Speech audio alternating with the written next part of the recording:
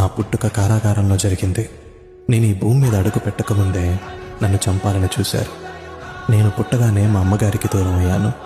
వయసు పెరిగే కొద్దీ అసురులు నన్ను హతమార్చేందుకు ఎన్నో ప్రయత్నాలు చేశారు.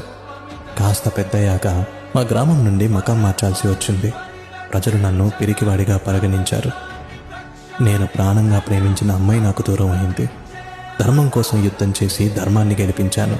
కానీ ఎంతోమంది మరణానికి కారణం నేనని నిందించబడి శపించబడ్డాను. శాపం కారణంగా నా వంశం మొత్తాన్ని కోల్పోయాను. కిందటి జన్మ కర్మ ఫలితంగా కేవలం బొటనవేలుకు బాణం తగిలి నేను మరణించాను. ఇంత జరిగినా నేనెప్పుడు ఫిర్యాదు చేయలేదు. ఎప్పుడు ఎవరి చెడు కోరుకోలేదు.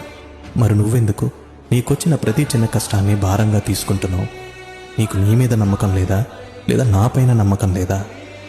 నువ్వున్న పరిస్థితులు నువ్వేంటి అన్నది చెప్పదు. నువ్వు నడుస్తున్న మార్గం వల్ల నీ వీధి నిర్వచించబడదు. నువ్వు తీసుకునే దశల ద్వారా నిర్వచించబడుతుంది. నీకు చెడు జరిగినంత మాత్రాన లేదా నీకు ఎవరైనా చెడు చేసినంత మాత్రాన కృంగిపోవనక్కర్లేదు. కర్మానుసారం జరగాల్సిందే తప్పక జరుగుతుంది.